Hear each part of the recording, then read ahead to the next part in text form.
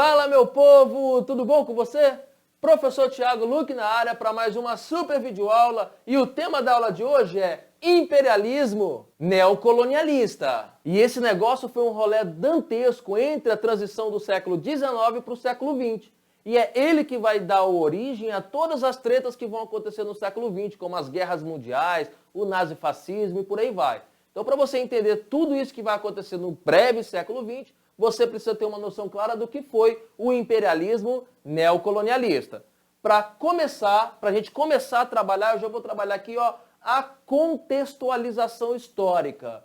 Porque nós estamos falando justamente, o imperialismo ele é considerado um produto direto da segunda revolução industrial do século XIX, que você precisa lembrar. Teve a primeira revolução industrial lá no século XVIII, que ficou restrita à Inglaterra, à produção de lã, máquina a vapor e por aí vai. E a segunda revolução industrial, já da segunda metade do século XIX, que vai se espalhar pelos países da Europa, pelos Estados Unidos e pelo Japão. E aí nós estamos falando de acúmulo de capital.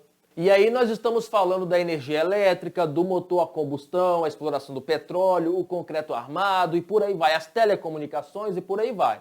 Bom, vamos lá, galera. A segunda revolução industrial iniciou um ciclo de acumulação de capitais, sobretudo na Europa, Estados Unidos e Japão, que ao investir no aperfeiçoamento dos meios de produção, intensificou ainda mais a produtividade industrial. Logo, a população europeia não era mais capaz de consumir, de comprar todos os produtos que as empresas europeias produziam. A saída encontrada, então, pelos capitalistas foi a comercialização de suas mercadorias em outros locais do mundo, principalmente na África e na Ásia, que eram regiões não industrializadas do mundo.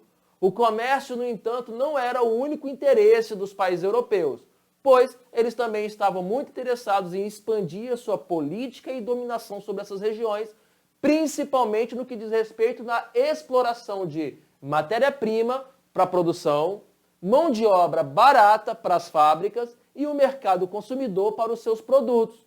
Então, a busca pelos 3 M's, né, mão de obra, matéria-prima e mercado, vão fazer com que os países industrializados busquem em regiões não industrializadas áreas para consumir. E aí acontece um fenômeno interessantíssimo, porque o capitalismo ele passa a ser um capitalismo financeiro. Por quê? Para explorar todas essas regiões precisa de muito capital, muito dinheiro. E aí os bancos começam a financiar essas empresas e assim esses bancos começam também a dominar ações dessas empresas.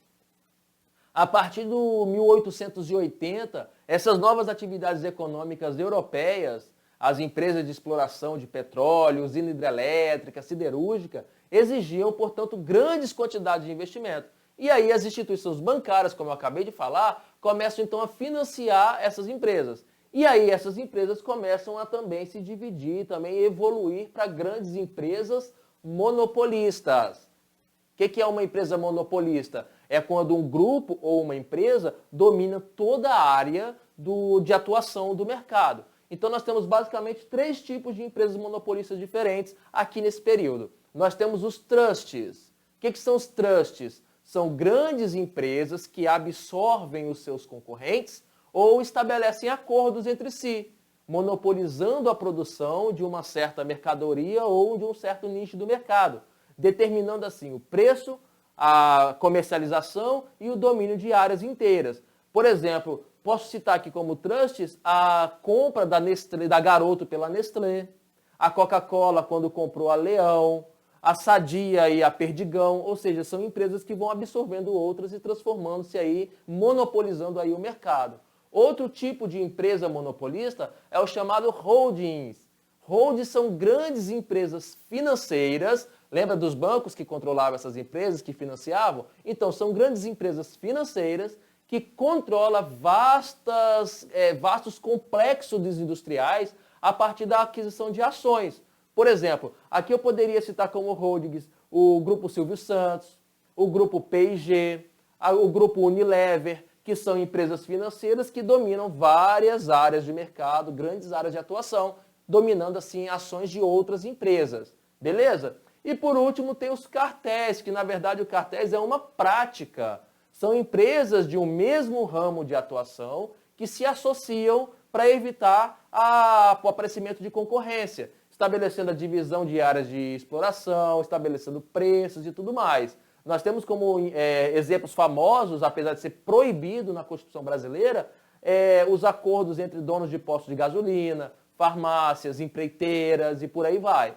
Então nós temos aqui também os cartéis, que segundo a nossa Constituição, ele é proibido, mas nós sabemos que por ser uma prática, não necessariamente uma empresa, acaba acontecendo. Beleza? Bom, essas empresas, principalmente europeias, norte-americanas e japonesas, começaram a buscar em regiões não industrializadas a área para explorar. Exploração de nações industrializadas em regiões não desenvolvidas. Bom, agora preste atenção numa coisa. O que eu falei até agora é o contexto histórico daquilo que nós chamamos de imperialismo neocolonialista. Agora, para você organizar os seus estudos, nós vamos falar um pouquinho de conceito. O que seria esse conceito do que é imperialismo neocolonialista? Então vamos lá, para você entender, vamos começar lá do século XV. Mais ou menos assim, ó. A África, vamos dar como exemplo, foi um continente explorado pelos países europeus desde os séculos XV, durante as grandes navegações. Os portugueses chegaram lá, depois os espanhóis, ingleses, por aí vai. O tráfico de escravizados, como o envio de navios de escravizados para a América, por exemplo, foi a prática mantida de exploração da África até o século XIX. Isso causou a demanda aí de mais de 11 milhões de homens e mulheres que foram transferidos da África para a América para o trabalho escravo. No final do século XIX, intensificou-se um outro tipo de relação de dominação dos europeus na África. Por exemplo, se até então os europeus extraíam a mão de obra da África, no caso dos escravizados, agora estava se invertendo, porque eram os europeus que estavam se transferindo para a África em busca de explorar aquela região, de impor o seu domínio sobre aquela região. Então, é isso que se denomina, no caso, de imperialismo neocolonialista. Quando uma nação, uma região industrializada vai dominar e explorar, intervir culturalmente, politicamente, outra região. Então, galera, você precisa entender que há uma separação entre o colonialismo do século XV, aquele das grandes navegações, e que eu já falei aí, que tinha como objetivo catequizar os povos e dominar outras regiões, e o imperialismo neocolonialista, esse do século XIX, que tem a ver com as empresas que iam para essas regiões da África e da Ásia para impor a sua exploração econômica. Fechou? Então, essa diferenciação ela é muito importante. Um termo específico para o imperialismo fica sendo caracterizado pela dominação política, econômica e cultural, direta ou indireta, de uma nação rica e poderosa sobre outra mais pobre e fraca, portanto. No século XIX, as nações ricas e industrializadas entraram numa competição pela conquista de nações menos ricas, menos desenvolvidas da África e da Ásia. Em muitos casos, concentrava-se em fazer empréstimos financeiros, explorar estradas de ferro, minas de carvão, ferro, ouro e por aí vai, serviços públicos em geral, limitando a soberania das nações dominadas, porque essas empresas acabavam intervindo nas questões políticas daquelas regiões dominadas. No século XIX, as formas de conquista variavam muito segundo a finalidade política, estratégica, econômica e financeira. Beleza? O imperialismo europeu do século XIX ocorreu no contexto da Segunda Revolução Industrial. E quanto mais países se industrializavam, mais eles iam em busca de regiões para explorar. Inglaterra e França, por exemplo, foram os primeiros estados europeus a partir na corrida imperialista pela África, pela Ásia. Havia também, nesse momento, o fortalecimento da Alemanha, país que passava pela sua unificação aí de 1871, já foi trabalhado numa aula anterior, e que investia na industrialização como forma de se desenvolver. Os alemães buscavam solidificar o seu poder dentro e fora da Europa. E boa parte do destino da África, no caso, aos olhos dos europeus, foi definido pelas ações deles. A África foi o primeiro continente a sofrer com as investidas imperialistas dos países industrializados. Isso porque estava mais próximo geograficamente da Europa. Entretanto, a Ásia também foi bastante dividida, também não foi poupada das ações imperialistas. E é nesse momento que você vai olhar para o professor e vai dizer: Ah, beleza, professor, foi simples assim. Bastou as empresas se desenvolverem, precisar de matéria-prima, mão de obra e mercado, e vão para a África dominar, e vão passar o cerol em todo mundo lá. Não é isso? Não, claro que não foi também tão simples assim. Tinha que ter uma justificativa, tinha que ter um motivo, algo que fizesse as pessoas entenderem a necessidade de ir lá na África explorar pelo bem da empresa privada, obviamente. Então, nós temos aqui a justificativa do que seria o imperialismo neocolonialista, aquilo que vai ser chamado de discurso civilizatório. A ação imperialista europeia se deu baseada em um discurso, numa ideia, seria a missão dos europeus levar o conhecimento, o desenvolvimento, o progresso e a ciência aos povos de outros continentes, justificando-os a alcançar, no caso eles estariam ajudando a alcançar os mesmos níveis de desenvolvimento que havia lá na Europa. Algumas obras, como A Origem das Espécies, do Charles Darwin, por exemplo, sobre a seleção natural, foram utilizadas de forma equivocada, de forma deturpada, no sentido de favorecer os europeus, visto como os mais desenvolvidos, os mais evoluídos, os mais fortes, em relação aos demais povos. Era a função deles, portanto, os europeus, colonizar os povos a fim de educá-los. É aquilo que nós chamamos de missão civilizadora. Vale lembrar que eu estou falando aqui do conceito do darwinismo social. É muito importante lembrar que não foi Charles Darwin que disse que existiam homens mais evoluídos do que os outros. Ele é o autor da teoria da evolução da espécie. Só que outras pessoas, como Charles Spencer, vai interpretar as obras de Charles Darwin a incutir essa visão de evolução na sociedade. E aí eles vão pensar, caramba, isso é o que explica nós, europeus, temos um continente menos rico do que o continente africano em relação a recursos naturais, mas nós tivemos que nos desenvolver mais do que aquele povo que ficou estagnado, que não evoluiu. Portanto, nós, europeus mais evoluídos, vamos lá na África para explorá-los e desenvolvê-los, levar a civilização para eles. E é justamente o darwinismo social o pontapé inicial para entender todo o racismo, preconceito, xenofobia, eugenia, que é a ideia do branqueamento para a evolução da população, que vai dar origem aí, que vai iniciar aí no século XX e diante. Então, o darwinismo social é um fruto dessa missão civilizadora, desse discurso civilizador feito pelos europeus aí para justificar a exploração dos povos africanos, asiáticos e tudo mais, tá bom? E aí começa a merda de todo aquele preconceito racial e étnico que nós temos até hoje. Fique sabendo, já como observação aí, que graças à evolução da própria ciência, percebeu-se que não existe espécies humanas, existe apenas uma espécie humana, então não há diferença genética de desenvolvimento de um homem para outro, independente da cor, raça, credo, religião, nada disso. Fica a dica. Bom, galera, agora que nós entendemos um pouquinho do conceito de imperialismo, nós vamos começar a falar agora dos imperialismos nos continentes especificamente falando, começando aí pelo continente americano, o imperialismo na América. Por volta de 1823, o presidente dos Estados Unidos, um cara chamado James Monroe, ele vai criar aquilo que ficou conhecido como Doutrina Monroe, sistematizada pelo lema dele, que era América para os americanos. A intenção era afastar a presença de europeus nos países americanos recém-libertados do domínio da Europa, no caso da Espanha, de Portugal e por aí vai.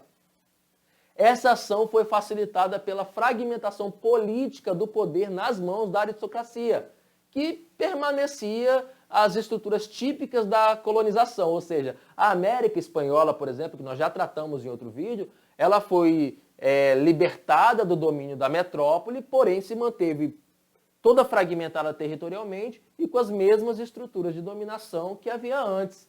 O povo mesmo manteve-se na condição de explorado.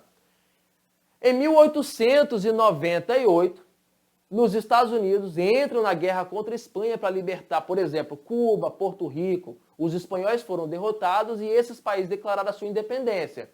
Pouco tempo depois, Porto Rico foi anexado pelos Estados Unidos e em Cuba foi instalada uma base militar americana, e dentro da Constituição de Cuba foi incluída a emenda Platt, que permitia a intervenção militar em Cuba, caso necessário. Durante o governo de Theodore Roosevelt, aí, no início do século XX, em 1901 e até 1909, reafirmou-se a doutrina Monroe. E o pretexto de assegurar a ordem e a democracia era justificada por ações militares norte-americanas no continente. Esse direito que os Estados Unidos se deu para intervir na América foi chamado de Big Stick, ou o Grande Porrete. Outro exemplo dessa política imperialista, no caso, foi quando os Estados Unidos auxiliou na independência do Panamá, que pertencia à Colômbia, e aí os americanos ajudaram a independência do Panamá, mas exigiram a construção do Canal de Panamá e a dominação desse canal durante muito tempo. Há pouco tempo o Panamá assumiu o controle daquele canal. Né? Outro exemplo de imperialismo na América é a própria ideologia do Destino Manifesto, que também já foi trabalhado num vídeo antes. Aquela ideologia que justificava, que dizia que Deus havia dado para o povo americano, lê-se aqui norte-americano, o direito e o dever de dominar todo o continente à busca de civilizá-lo. Então, como marca do imperialismo da América, nós temos a intervenção dos Estados Unidos através da doutrina Monroe, do Big Stick, o Grande Porrete, e também a doutrina do Destino Manifesto. Dando sequência aos nossos estudos sobre o neocolonialismo, vamos falar agora sobre a África, a dominação europeia na África. E você precisa lembrar que, em linhas gerais, na África subsaariana, aquela que fica abaixo do deserto do Saara, a organização das populações locais se dava muitas vezes em pequenas comunidades agrícolas. Nesses casos, dessas comunidades, a produção ela era coletiva, a terra era de uso coletivo também e a família era a unidade básica de organização comunitária. O centro de todas as relações. A família era estendida, inclusive, a parentes, eram sociedades tribais mesmo, propriamente dito. Dependendo da localidade, nas grandes maioria dos povos bantus, por exemplo, elas eram consideradas matrilineares, ou seja, a liderança passava-se de mãe para filhas. A economia desses grupos da África subsaariana era chamada de doméstica. O trabalho era dividido entre os sexos, os homens geralmente trabalhavam fora das aldeias e comunidades cuidando de criação de animais, caçando, pescando, enquanto as mulheres elas ficavam responsáveis pelas atividades internas, no cuidado dos filhos, na agricultura local, preparo de comida e cuidado da casa. O Estado não se desenvolveu em todas as localidades da África e quando eles surgiram, baseava-se em necessidades comerciais. Havia algumas regiões na África que tinham Estado organizado, mas a grande maioria ela era tribal. Quando teve início o processo imperialista, lá no final do século XIX, a África foi o continente mais explorado por causa de várias razões. Principalmente a proximidade que a África tem com a Europa. Desde a antiguidade já há uma relação entre a África e a Europa, então você tinha um continente muito mais próximo. Os recursos econômicos e militares que os europeus tinham eram superiores aos dos africanos, principalmente no que se diz respeito à superioridade bélica. As armas europeias elas eram muito mais poderosas do que as utilizadas na África. Além disso, havia disputas, conflitos entre vários grupos africanos. Enquanto os exploradores mantiveram relativa paz no continente europeu até 1914, de fato, no continente africano, vários territórios passavam por um período de instabilidade, com disputas internas de poder entre as populações rivais. E também você tem que lembrar a questão da crise econômica, porque o final do tráfico negreiro, que já começou a ser imposto a partir do final do século XIX, também afetou economicamente algumas localidades da África, o que tornavam essas regiões alvo fácil das dominações econômicas europeias. Como resultado de todo esse processo observado, o continente africano foi dominado. As revoltas e as resistências promovidas pelos africanos foram muitas vezes ações isoladas e de pouco volume, vamos dizer assim. Foram pouca resistência frente ao poderio que os europeus poderiam impor na África. E além de tudo isso, você precisa lembrar que havia um conhecimento dos europeus relacionado ao continente africano. Desde muito tempo já haviam expedições, missões civilizatórias, missões religiosas pelo continente africano, de modo que ofereceu muita informação para os europeus nesse processo de dominação. Inicialmente, o processo de domínio dos territórios africanos e asiáticos se teve início com as chamadas áreas de influência. Os países europeus não tiveram interesse inicial de investir ou ocupar essas regiões propriamente dito. Assim, as missões religiosas ou das próprias empresas privadas foram autorizadas a atuar nesses locais em nome de seus governos. Então você teve aí primeiro apenas a criação de zonas de influência, a atuação de empresas privadas e tudo mais. Essas nações europeias, aos poucos, começavam a se mover no continente africano, conquistando áreas próximas aos rios, adentrando pelo território cada vez mais. E esse processo se intensificou a partir da década de 1870, com a descoberta de diamante na região do Transvaal, na verdade em 1867, e de cobre na região da Rodésia, a partir de 1881. E aí, em 1884, com o objetivo de evitar conflitos armados entre essas potências europeias que começavam a encontrar recursos valiosos na África, o primeiro-ministro Otto von Bismarck, que nós já falamos sobre ele lá no processo de unificação da Alemanha, que ele era chanceler da Alemanha no caso, ele era um chanceler prussiano, e depois com a unificação ele virou o chanceler da Alemanha, ele convocou a Conferência de Berlim, no ano de 1884. A Conferência de Berlim por muitas vezes, descrita como uma reunião, um evento entre os países europeus, com participação inclusive dos Estados Unidos também, que tinha como objetivo promover uma justa divisão das colônias da África. Basicamente, o que eles queriam aqui na Conferência de Berlim? Dividir igualmente as colônias africanas entre os países industrializados, obviamente sem levar em consideração a opinião dos africanos, né?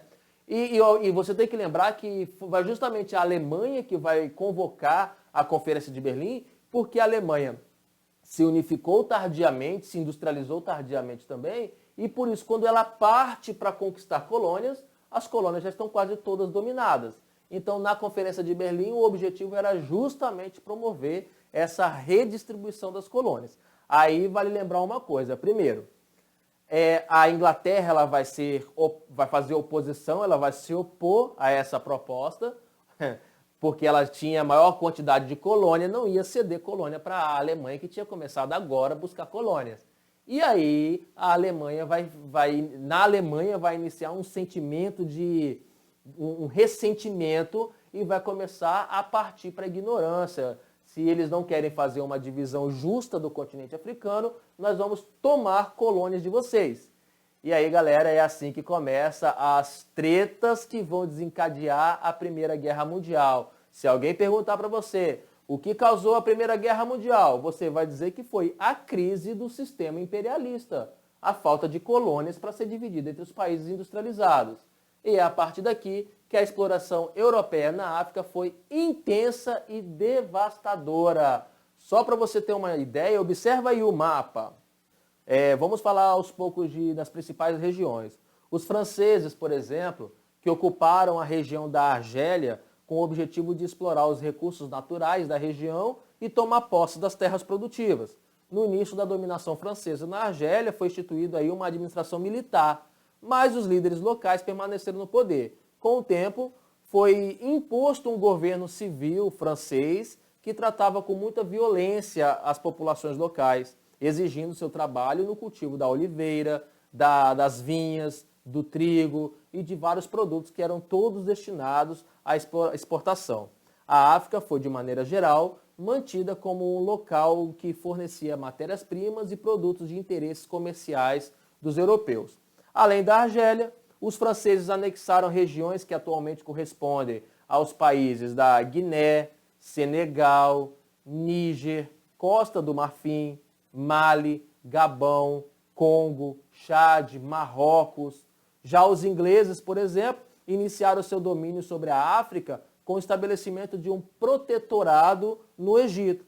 E além do Egito, os ingleses também dominaram territórios das regiões que atualmente correspondem ao Sudão do Sul, Sudão, Zâmbia, Zimbábue, Uganda, Tanzânia, Quênia, Gâmbia, Serra Leoa, Gana, Nigéria, até grandes regiões da África do Sul. Os ingleses ainda enfrentaram uma guerra, a Guerra dos Boeres, que eram assim chamados os holandeses que colonizaram a África do Sul, que fundaram a República do Estado Livre de Orange e do Transvaal.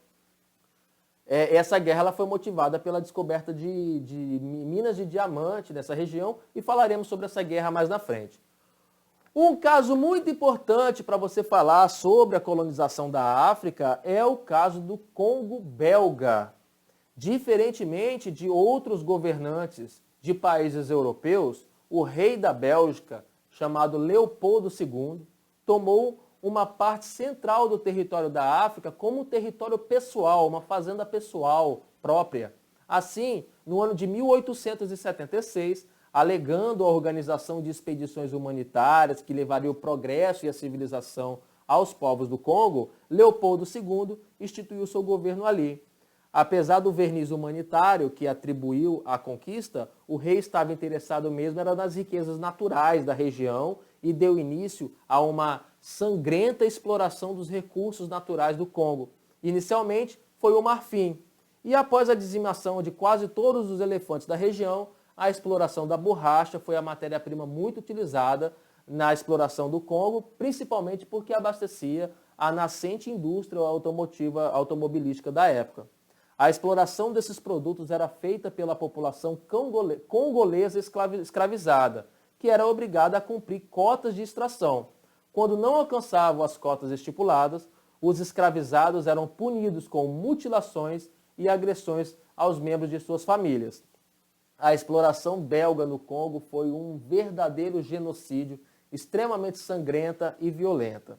Além dessas regiões, na África você ainda tinha grandes regiões dominadas por Portugal, como Angola, Moçambique, pedaços que pertenciam à Espanha, como o Saara espanhol, o Saara ocidental, como é chamado. Você ainda tinha regiões dominadas, pequenas, mas regiões dominadas por alemães e por aí vai. A África, de modo geral, foi totalmente colonizada e dominada pelos povos europeus.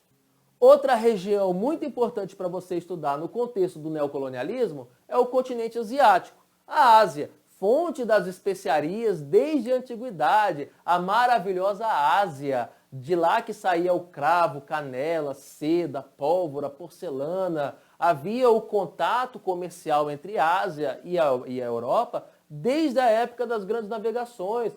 Os africanos, os árabes, os italianos já estabeleciam contatos comerciais com a Ásia, os portugueses no contexto das grandes navegações, os espanhóis e vários desses outros povos já tinham relação comercial na Ásia.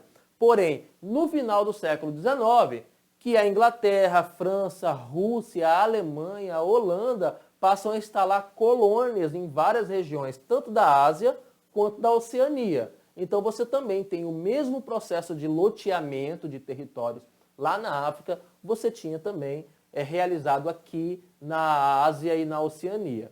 Bom, todo esse processo de dominação, de busca, de corrida imperialista vai gerar muito conflito, muitas tretas. E agora nós vamos falar então apenas os principais conflitos imperialistas que aconteceram ali. Lembrando que tem mais, só que esses são aqueles que você precisa realmente saber para você fazer a prova. O primeiro conflito a ser trabalhado vai ser a Guerra dos Boeres, entre 1899 a 1902. A Inglaterra havia estabelecido a colônia do Cabo, na região onde hoje é a África do Sul. E eles acabam entrando em conflito com os Boeres, ou Afrikaners, que eram basicamente holandeses que haviam colonizado a região da África, o continente africano. Os holandeses, ali os Afrikaners, os Boeres, eles tinham fundado as colônias de Orange e Transvaal, que fica um pouco mais ao norte da colônia de Cabo e Natal, que ali pertencia dos ingleses. E aí a treta começa quando os holandeses vão encontrar ouro e diamante, principalmente, das suas colônias. E isso vai despertar o zoião, o interesse, a cobiça dos ingleses que vão declarar guerra contra a Holanda para unificar toda a região, sob a desculpa de que nós vamos criar ali na África do Sul um protetorado, mas um Estado independente. Mentira, eles queriam dominar toda a região. Os holandeses vão receber a ajuda dos alemães ainda nesse conflito, mas vão apanhar feio, vão perder, e a Inglaterra domina toda a região do sul do continente africano. Eles vão sim criar estados independentes da África do Sul, porém eram dependentes da Inglaterra, né? E vão dominar as minas de diamante e ouro da região. Outro conflito que já não é mais na África, esse aqui é o principal conflito imperialista da África. Depois vai ter o conflito aqui na Ásia já, ó, a Guerra dos Cipaios, entre 1857 e 1859.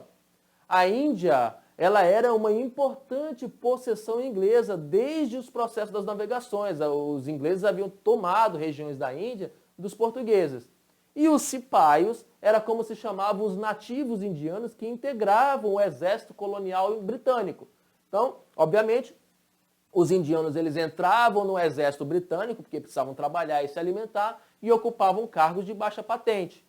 A colonização inglesa na Índia resultou em profundas alterações dos costumes locais, destruindo a tradicional economia da seda, causando graves crises econômicas na região. Você ainda tinha o desrespeito dos ingleses com o povo indiano, maus tratos, altos impostos e tudo mais. Isso vai gerar uma revolta, uma guerra entre os cipaios na tentativa de expulsar os britânicos da região. Obviamente, não vão conseguir porque eles estão entrando em guerra contra o exército mais poderoso do mundo. Eles vão se revoltar numa tentativa de expulsar os britânicos da região, eles vão ser duramente esmagados. Assim que se consolidou a total dominação britânica na Índia. E essa dominação ela vai se consolidar, vai ser coroada quando a rainha Vitória, a rainha da Inglaterra, vai ser coroada em 1876, imperatriz da Índia. E a Índia vai ficar sendo dominada diretamente pela coroa britânica até o final da Segunda Guerra Mundial, 1946 em diante, quando Mahatma Gandhi, pacifista, proclamando aí a desobediência civil, vai conseguir fazer com que a Inglaterra abandone o seu domínio na Índia e da independência da Índia. Fica ligado. Falaremos disso mais na frente, quando falar de Guerra Fria, inclusive. Próxima guerra, a Guerra do Ópio, de 1839 a 1842. Na verdade, acontece duas guerras do ópio, né? Uma entre 1840 e 42.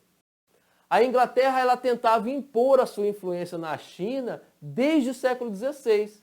Só que a China ela nunca foi aberta à influência europeia, à influência estrangeira. Os chineses têm uma característica de acreditar que o seu território, o seu império, ele é o centro do mundo. Inclusive, China se denomina o centro do universo mesmo, o centro do mundo. O império do centro é basicamente o que significa a palavra China em mandarim. No início do século XIX, a China, ainda se recusando em abrir os seus mercados, os seus comércios ao Oriente, estava sofrendo a interferência britânica na sua economia. Apesar de a cidade de Cantão, que já era liberada para o contato com os estrangeiros, os chineses não tinham muita aceitação dos produtos britânicos, produtos exportados não. E nessa região os ingleses se dedicavam principalmente a exportar para a China o ópio, que é basicamente uma droga cultivada na Índia através de uma planta chamada papoula, uma droga altamente alucinógena e que fazia com que as pessoas ficassem também muito dependentes. Os ingleses entraram em guerra contra a China quando a China, o imperador chinês, vai tentar proibir o comércio de ópio na China. Comércio feito pelos ingleses. Ele vai chegar, inclusive, a ordenar o afundamento de navios de comércio britânicos no porto de Cantão e de Pequim. Bom, isso vai ser o pretexto que leva a Marinha Britânica, a maior marinha de guerra do mundo, a entrar em guerra contra a China e destruir todo o sistema de defesa e até de governo chinês, a ponto de que em 1842 os chineses vão assinar o Tratado de Nanquim.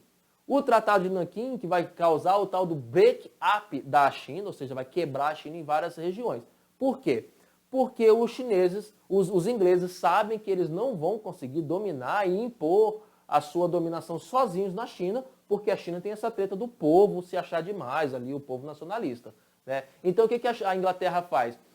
Divide vários portos chineses para várias outras nações imperialistas. Observa a charge que vai aparecer aí. Você tem nessa charge aí que ela é muito importante para entender esse processo aqui do Tratado de Nanquim, o BRECAP. A China representada aí pela pizza e vários líderes europeus partindo dessa pizza e o imperador da China desesperado aí, pedindo pelo amor de Deus, né?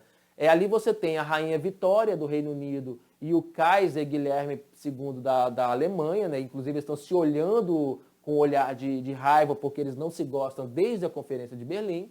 Você tem ali o czar da Rússia, Alexandre II, também ele vai receber um pedaço da China também no BRECAP. Você tem o imperador do Japão, Hirohito, e a moça que representa aí a República Francesa. São as principais nações estrangeiras, nações imperialistas, que vão conseguir um pedaço dos portos chineses. Inclusive, já havia portos chineses no controle dos portugueses desde o processo das grandes navegações.